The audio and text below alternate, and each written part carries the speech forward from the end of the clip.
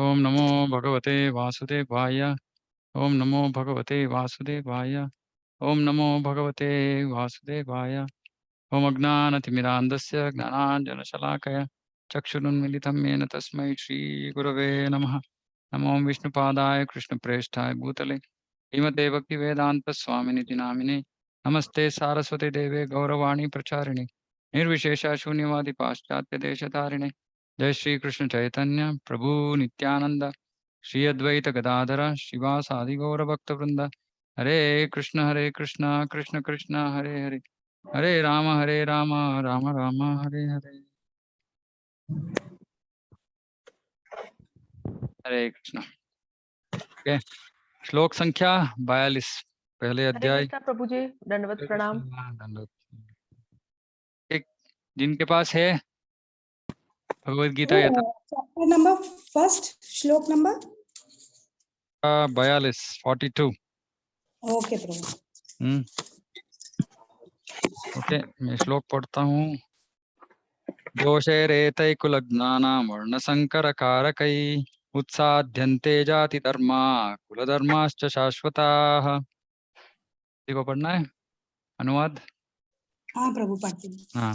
जो लोग कुल परंपरा के विनिष्ट करते हैं और इस तरह अवश्य संतानों को जन्म देते हैं, उनके दुष्कर्मों से समस्त प्रकार की सामुदायिक योजनाएं तथा पारिवारिक कल्याण कार्य विनष्ट हो जाते हैं। हरे कृष्ण।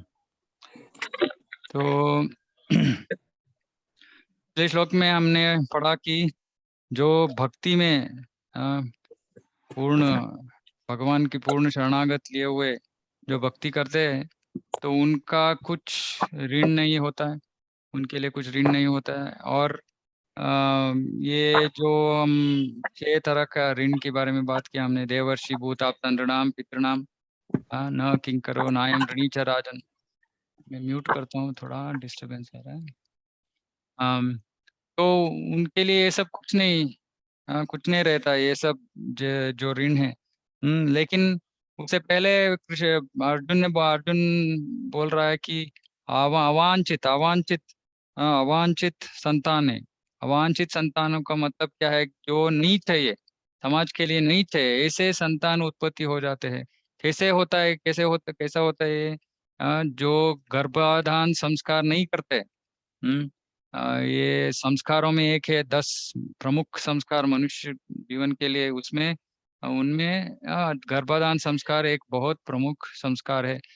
जो पति पत्नी बच्चा पैदा करने से पहले जो उनके मन में जो प्रज्ञा होना भावना या प्रज्ञा कॉन्शियसनेस जो होना चाहिए, उसके बारे में गर्भाधान संस्कार में बहुत उसके बारे में बताया गया है कि भगवान की सेवा सोच के बच्चों को पैदा करना है। तो ऐसे करेंगे तो सत्व गुण के बच्चे पैदा होते हैं। नहीं तो आजकल हम देखते हैं कि बच्चे इतना इतना शोर शराबा करते हैं, कुछ भी हम बोलते हैं तो उनको सुनने का मन नहीं है। ये सब रजोगुण और तमोगुण का परिणाम है। और हम हमारे बच्चों से हम क्रोधित होते हैं, लेकिन उसका कारण हम ही है, क्योंकि माता पिता जो भी कॉन्शियसनेस में रहते हैं वो उस समय पे उसके ऊपर बच्चे पैदा होते हैं।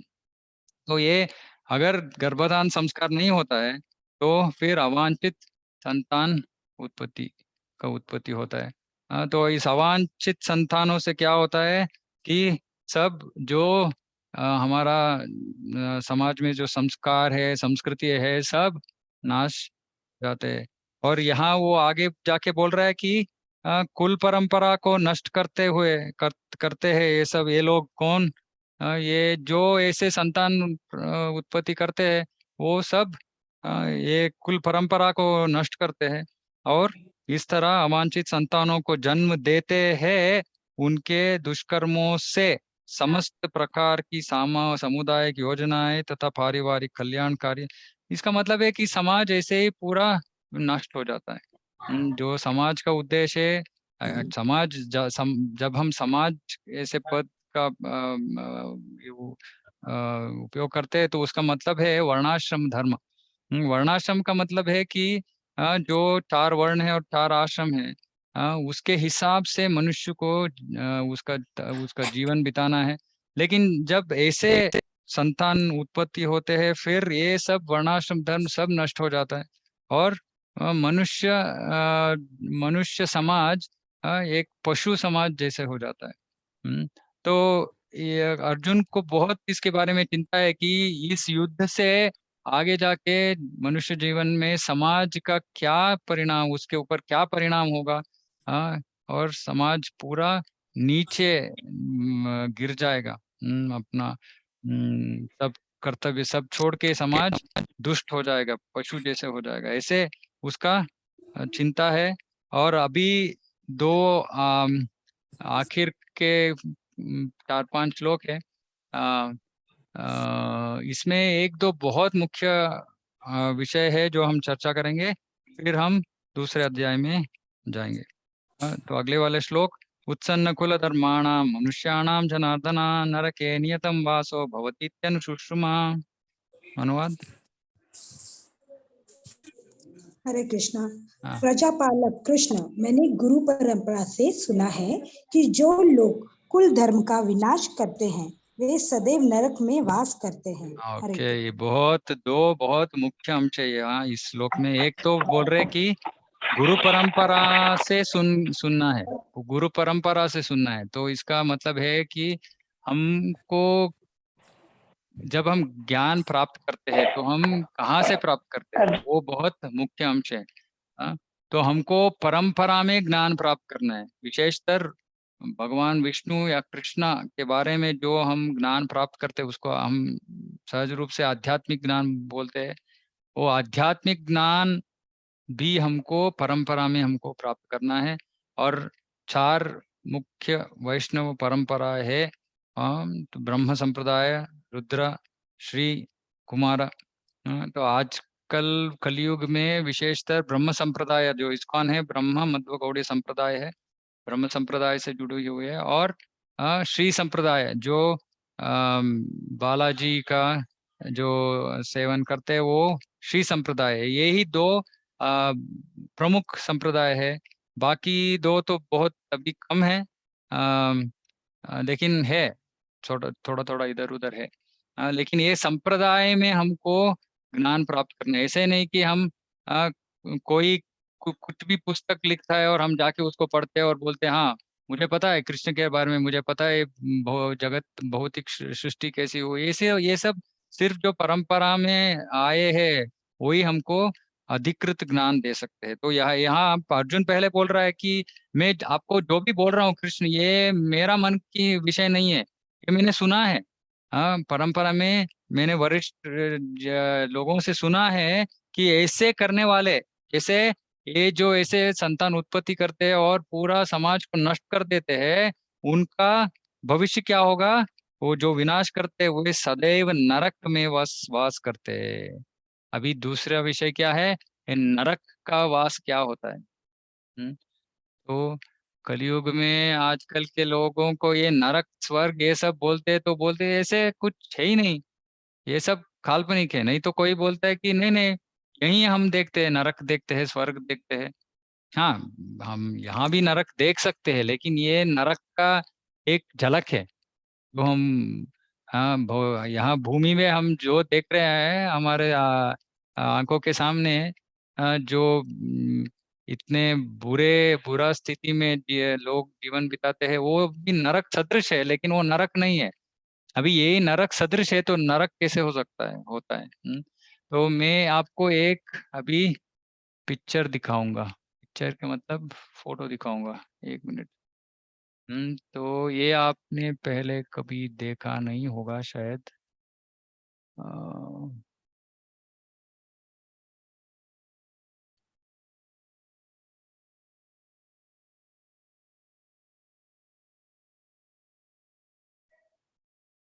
ओके,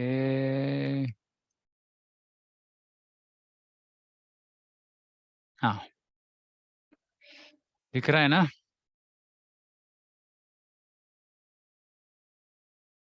नहीं प्रभु जी, अभी नहीं आ रहा है। हाँ अभी अभी आ गया। हाँ, हाँ अभी आया। तो इसको इस पिक्चर को इसको बोलते हैं गोलोक चार्ट। गोलोक चार्ट का मतलब क्या है? भगवान की संपूर्ण सृष्टि इस एक चार्ट में है, इस एक पिक्चर में। हाँ, तो इसमें दो भाग है। एक तो नीचे वाला यहाँ देवी धाम बोल रहे हैं, यहाँ इंग्लिश में है देवी धाम। फिर महेश धाम, हाँ महेश धाम के ऊपर हरि धाम, जिसको ब्रैकेट में यहाँ वैकुंठ लिखा गया है, और ऊपर में गोलोक वृंदावन। हाँ, तो चार भाग है, देवी धाम, महेश धाम, हरि धाम और गोलोक वृंदावन। अभी जो हम ये भगवान का त्रिपाद विभूति बोलते हैं, त्रिपाद विभूति का मतलब है कि भगवान का सृष्टि में तीन चतुर्थांश, 3/4 आध्यात्मिक जगत है। तो ये हरिधाम और गोलोक वृंदावन, इसको आध्यात्मिक जगत बोलते हैं। और इससे नीचे ये जो यहाँ सेमी सर्कल जैसे दिख रहा है ना, इससे नीचे जो भी है महेश धाम और देवी धाम, ये दोनों, ये एक्चुअली ये भौतिक जगत का भाग है। हाँ, एक एक चतुर्थांश है ये, 1/4। तो इसमें यहाँ ये सब हम बाद में सीखेंगे। तो ये महाविष्णु है। हाँ, महाविष्णु योग निद्रा में है। योग निद्रा में ये वो कारण जल बोलते हैं, विरजा नदी या कारण जल में लेटे हुए, और उनके क्या स्किन के रंध्रों से, पोर्स रंध्रों से जब वो श्वास बाहर छोड़ते हैं तो ब्रह्मांड सृष्टि होते हैं, अगणित असंख्यात ब्रह्मांड सृष्टि होते हैं। और जब वो श्वास अंदर लेते हैं तो ये सब ब्रह्मांड उनके देह में फिर से प्रवेश कर लेते हैं। तो एक ब्रह्मांड, उसका यहाँ थोड़ा उसका एक चित्र है यहाँ कि ब्रह्मांड कैसे, क्या क्या होता है, ब्रह्मांड का मतलब क्या है। तो यही ये महाविष्णु जो है यहाँ गर्भोदकशाय विष्णु बोल के यहाँ लेटे हुए, ब्रह्मांड में आधा गर्भ उदक बोलते हैं। उनका शरीर से जो निकला है वो पानी, उसको गर्भोदक बोलते हैं। उसके ऊपर अनंत शेष जो सर्प है, उसके ऊपर भगवान लेटे हुए हैं, और लक्ष्मी जी उनका सेवा कर रहे हैं। हाँ, और उनके कमल नाभि से क्या, कमल पुष्प, हाँ, और उसके ऊपर ब्रह्मा, हाँ स्वयंभू है ब्रह्मा, क्योंकि वो ऐसे साधारण रूप का उसका जन्म नहीं है, विशेष जन्म है। हाँ, सिर्फ ये कमल पुष्प से वो पैदा होते हैं। तो ब्रह्मा वहाँ बैठे हैं। और यहाँ हमको सब जो, इसको हम ग्रह व्यवस्था बोलते हैं। 14 ग्रह व्यवस्था है ये एक ब्रह्मांड में। तो हम ये बीच का, इस यहाँ है अर्थ, भूर, हम बोलते हैं, जहाँ आप सुना होगा गायत्री मंत्र भूर भुवस्सुवः। तो ये भूर लोक है, भूर लोक, भूर लोक। फिर उसके ऊपर भूवर लोक, स्वर्लोक, महरलोक, जनलोक, तपलोक, सत्यलोक। तो ये सत्यलोक ब्रह्मा का निवास स्थान है। तो ये तपलोक यहाँ बोल रहे कि कुमारों का निवास स्थान है। जनलोक प्रजापतियों का है। महरलोक भृगुमुनि और दूसरे प्रजापतियों का है। स्वर्गलोक देवताओं का। हाँ, भूवरलोक भूत पिशाच का भूवरलोक। और भूमि मनुष्य का, मनुष्य का ये जो भूरलोक है। उसके नीचे 7 बाकी 7 लोक है यहाँ, अतल वितल सुतल तलातल महातल रसातल पाताल। और आखिर में यहाँ इसके नीचे ये यहाँ नरक लोक है।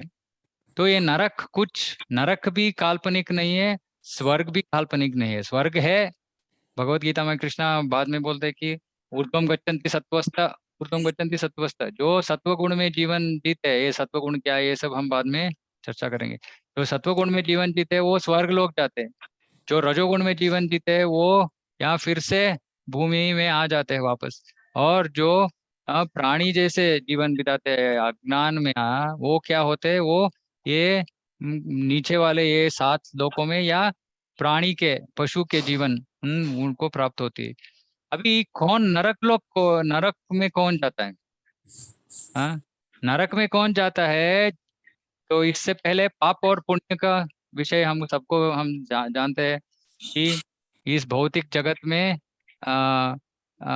जो पुण्य कार्य करते हैं, अच्छा कार्य नहीं बोल रहा हूँ मैं, पुण्य कार्य करते हैं, उसको पुण्य कार्य से सुख की प्राप्ति, और पाप कार्यों से दुख या कष्ट की प्राप्ति।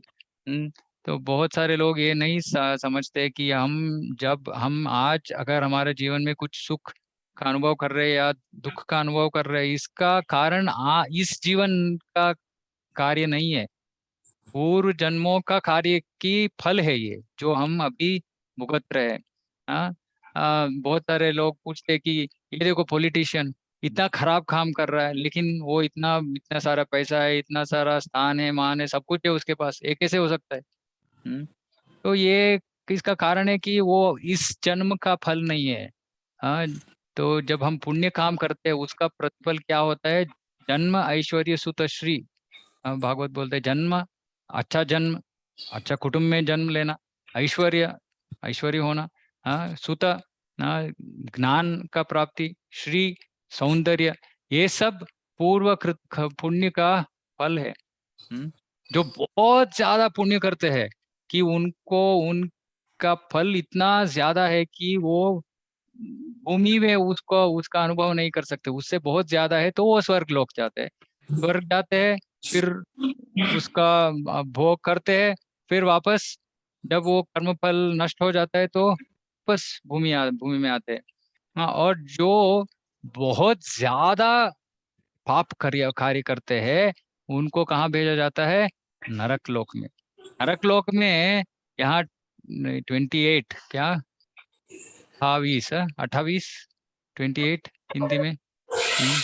तो हाँ प्रभु जी 28। 28 नरक लोक है वहाँ। जैसे बेंगलुरु में राजाजी नगर, मल्लेश्वरम, ऐसे वहाँ 28 ऐसे नरक है जिनमें हर एक नरक में अलग अलग तरीके का जो शिक्षा है, अलग अलग तरह का पापों के लिए अलग अलग नरक होते हैं।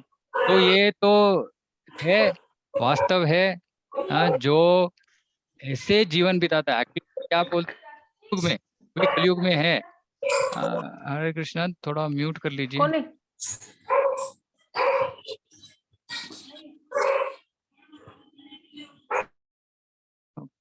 जो कलयुग में आते हैं, कलयुग के लोग सब मनुष्य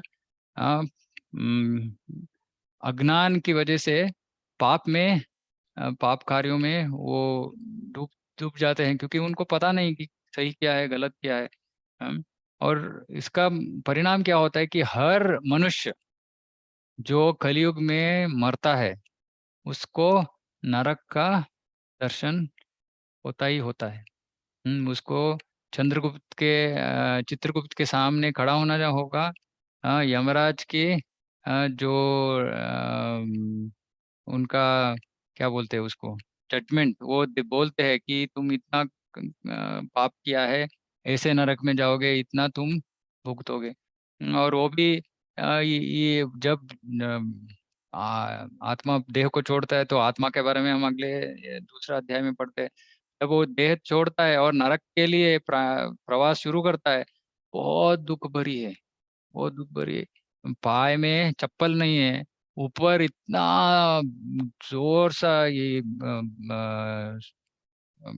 प्रखर सूर्य का किरण, और कहीं भी शेड नहीं है, रेस्ट लेने के लिए जगह नहीं है। और बाजू में कुत्ते कुत्ते आते हैं, भौंकते हैं काटने के लिए। हाँ, खाने के लिए कुछ नहीं है, पीने के लिए कुछ नहीं है, हाँ, रेस्ट लेने के लिए जगह नहीं है। और ऊपर गर्मी, नीचे पाव सब सूज रहे हैं, ये क्या गर्मी की वजह से। और यम यम यमदूत क्या करते हैं? हमको जब जैसे वो करते हैं ना, कुछ प्राणी है तो हम उसको क्या बोलते हैं, छड़ी से मारते हैं। वो छड़ी से मार के वो जीव को यमलोक लेके जाते हैं। तो ये इतना ये नहीं है कि जीवन में हम कैसे भी जीवन बिताए। मरने से शुरू होता है हमारा, जब हम मरते हैं उस समय से हमारा कष्ट, हमारा दुख शुरू हो जाता है। और फिर नरक लोक में जब जाते हैं तो वहाँ अम, तो हम वो 5वें स्कंद में भागवत में है वर्णन। वो पहली बार मैंने जब पढ़ा तो मैं तो कांपना शुरू किया, मैंने क्या इससे कैसे इसको कौन सह सकता है ऐसे शिक्षा को। लेकिन हमको सहना पड़ेगा, जो ऐसे काम करते हैं उनको सहना पड़ेगा। वहां जाके सहने के बाद वहां ऐसे ट्रेनिंग पीरियड है नरक लोक में, क्योंकि उसके बाद में अगर किसी ने एक सुअर की जैसा जीवन बिताया तो वहां उसको प्रैक्टिस दिया जाता है क्या, ये मल ये सब भक्ष करना, खाना, ये सब। वहां ट्रेनिंग के बाद उसको भूमि में फिर वापस आके यहाँ सुअर बन के गली गली में घूमना पड़ेगा। तो इसका कारण है पाप कर्म। तो इसका मतलब क्या है कि जब हम मनुष्य जन्म लेते हैं तो हमको थोड़ा जवाबदारी, हमें थोड़ा जवाबदारी होना चाहिए कि हमको पता होना चाहिए कि सही क्या है गलत क्या है। आजकल सही और गलत का क्राइटेरिया क्या है? सही क्या है? जो मुझे कन्वीनियंट है वो सही है। हम्म मुझको लाइफ में कन्वीनियंस चाहिए, जो कन्वीनियंस मुझको जिस चीज से कन्वीनियंस मिलती है वो है। उदाहरण, आजकल अ, लोग खाना घर में पकाते नहीं, क्या करते हैं? स्विगी, हाँ, बाहर से खाना मंगाते हैं। कितनी बार हफ्ते में एटलीस्ट 2-3 बार लोग बाहर का खाना खाते हैं। हम्म, तो ये क्यों? ये कन्वीनियंस है, टाइम नहीं है, नहीं तो बोर हो गया घर में खाना, ठीक है बाहर से खाओ। ये सब तो कॉमन हो गया है ना। इसके बारे में कोई सोचता भी नहीं है कि बाहर खाना खाना ये गलत है कि सही है कि गलत है, ये प्रश्न भी किसी के मन में आता नहीं। तो लोग ऐसे जीवन बिता रहे, तो नरक नहीं जाएंगे तो और कहाँ जाएंगे? तो इसीलिए ये जो है ना कृष्ण भावनामृत, कृष्ण भक्ति, इसके बिना हमारा जीवन बहुत रिस्की है। भौतिक जगत में बहुत बहुत रिस्की। आज हमारा जीवन अच्छा है इसका मतलब ये नहीं कि कल भी अच्छा रहेगा, क्योंकि कब क्या हमारे ऊपर गिरेगा किसी को पता नहीं। हम इतना बुरा कर्म किए होंगे हमने कि हमको पता नहीं कि कब क्या हमारे पे क्या गुजरेगा। हम्म, तो ये भक्ति का जीवन नहीं बिताएंगे, भक्ति नहीं करेंगे, तो ऐसे ही इंद्रिय भोग में लग जाएंगे और सही गलत कुछ उसका चिंता न किए बिना हम जीवन बिताएंगे और फिर नरक लोक जाना पड़ेगा। लेकिन एक है बहुत, जो भक्ति करता है उसको यमराज स्पर्श नहीं करता है, यमदूत स्पर्श नहीं करते हैं। इसका हम चौथा स्कंद में भागवत में पढ़ाएंगे, अजामिल का उसका जीवन का वृत्तांत सुन के। तो भगवान का पवित्र नाम जो लेता है उसको नरक का भय नहीं है, वो नरक नहीं जाएगा, वो नरक नहीं देखेगा। हम्म, तो ये भगवान भक्ति के बिना हम कुछ नहीं कर सकते। हाँ, तो यहाँ इसलिए अर्जुन बोल रहा है कि नरक में वास करते हैं ऐसे जो अधर्म का जीवन जीते हैं, ऐसे जो समाज का नष्ट कर रहे हैं, ये नरक में नरक में उनको उनका वास है, वो तो गारंटी है। हम्म, इस ओके, अगले श्लोक। अहो बत महत्पापम कर्तुम व्यवसिता वयम यद्राज्य सुख। हाँ ओके, एक और बात था इस श्लोक में। तो इसलिए पहले क्या बोलते थे कि एक प्रक्रिया है वेदों में, प्रायश्चित बोल के। जो प्रायश्चित करता है उसका मतलब है जो पाप कर्म किया है मरने से पहले उसको उस पाप की प्रायश्चित करना पड़ता है। वो अगर प्रायश्चित करता है तो उसका वो जो बाद में उसको भुगतना है वो कम हो जाता है, या उसको माफ भी किया जा सकता है। तो ये प्रायश्चित का एक था, पहले लोगों को पता था कि मैंने ऐसे ये गलत काम किया, इसका ये प्रायश्चित है। लेकिन कलयुग में हमको ये भी पता नहीं, तो इसलिए एक ही आश्रय है हमको, भगवान का पवित्र नाम। हम्म, ये एक विषय था। 44। अहो बत महत्पापम कर्तुम व्यवसिता वयम यद्राज्य सुख लोभेन हंतुम स्वजनमुद्यताः। अनुवाद।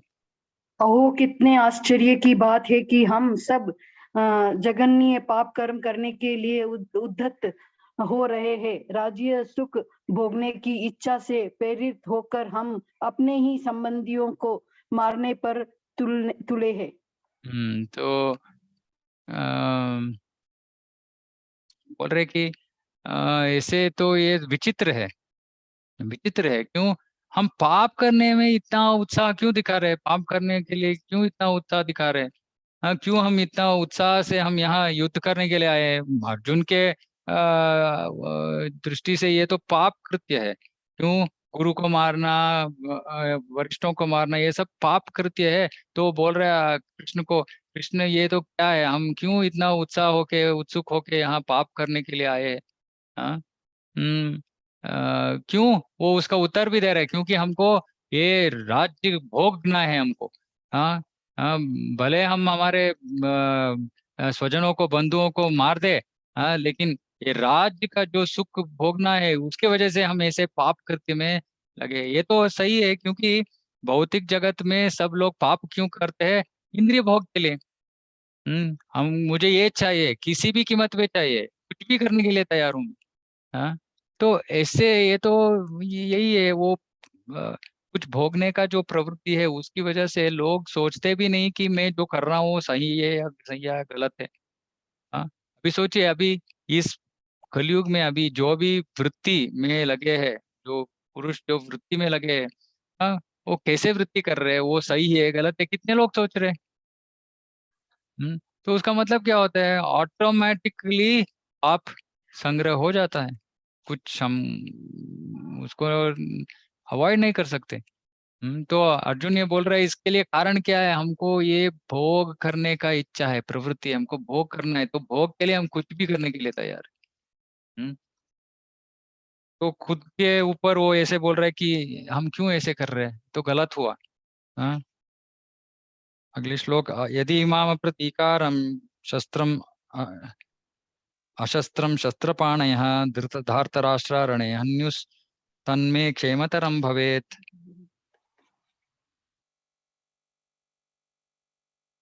ओके, यदि शस्त्रधारी धृतराष्ट्र के पुत्र मुझे निहत्ते तथा रणभूमि में प्रतिरोध न करने वाले को मारे, तो यह मेरे लिए श्रेयस्कर होगा। एक क्षत्रिय है, इतना बड़ा क्षत्रिय है, इतना श्रेष्ठ क्षत्रिय है अर्जुन, और यहाँ बोल रहा है कि नहीं नहीं, मुझे मुझे मारने दो।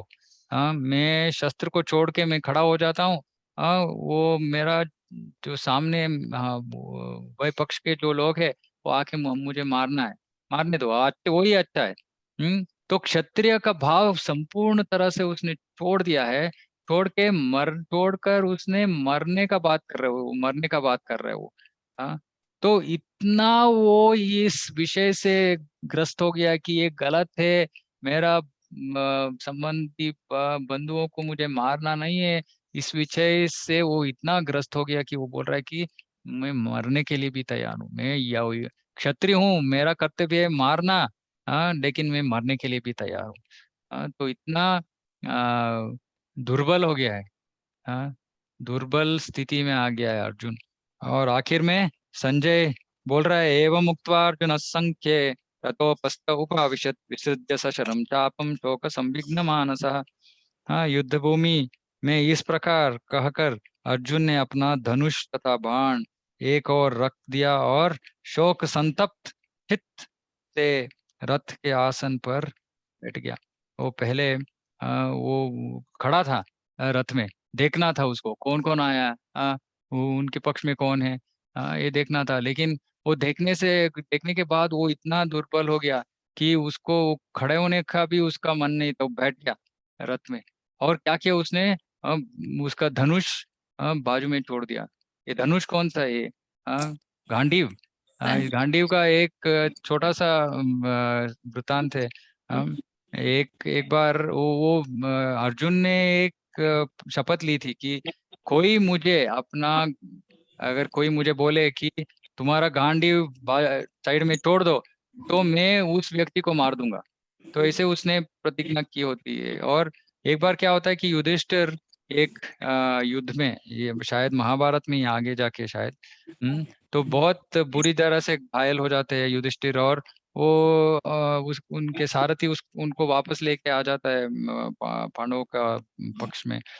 तो अर्जुन को ये पता चलता है, तो तुरंत भागता है युधिष्ठिर को देखने के लिए। लेकिन क्योंकि बड़ा भाई का उसको बहुत आतंक हो जाता है, और वो देखने के लिए आता है। और जब देखने के लिए आते हैं तो युधिष्ठिर बोलता है, तूने यो उस वैरी को मार दिया ना, मार के आया ना तूने यहाँ, तू यहाँ मार के आया ना। अर्जुन बोल रहे नहीं नहीं भैया, मुझे बहुत चिंतित हो गया, मैं आपको देखने के लिए आया। तो युधिष्ठिर गुस्सा हो जाता है, वो बोलता है तू तो नपुंसक है, तू अपना गांडीव को तोड़। हाँ, ऐसे वो गुस्से से बोल देता है। और तब अर्जुन क्या करने, वो तो ऐसे प्रतिज्ञा किया है उसने कि जो ऐसे बोलेगा कि गांडीव तोड़ दो उसको मार दूंगा। तो वो अपने भैया को, युधिष्ठिर को जो इतना प्रिय है, उसको मारने के लिए वो सिद्ध हो गया। क्यों?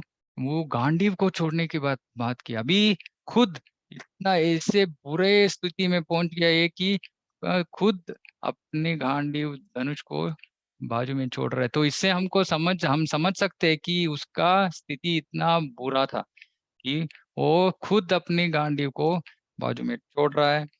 और अभी पूरा बुरे स्थिति में है, उसको अभी ज्ञान का आवश्यकता है। और इस स्थिति में भगवान अर्जुन को भगवान उपदेश प्रारंभ करते हैं। अभी अगले अध्याय में हम बहुत सुंदर पहले भगवान डांटते हैं अर्जुन को, और बहुत अद्भुत ज्ञान देते हैं। और वो ज्ञान है जो मनुष्य जीवन में बेसिक आरंभिक ज्ञान है। तो अगले क्लास में हम दूसरा अध्याय का प्रारंभ करते हैं, गीता का सार। तो इस श्लोक के साथ हम ये पहले अध्याय कुरुक्षेत्र के युद्ध स्थल में सैन्य निरीक्षण का पूर्ण तात्पर्य पूर्ण होता है यहाँ। तो किसी को कुछ प्रश्न है तो आप पूछ सकते हैं।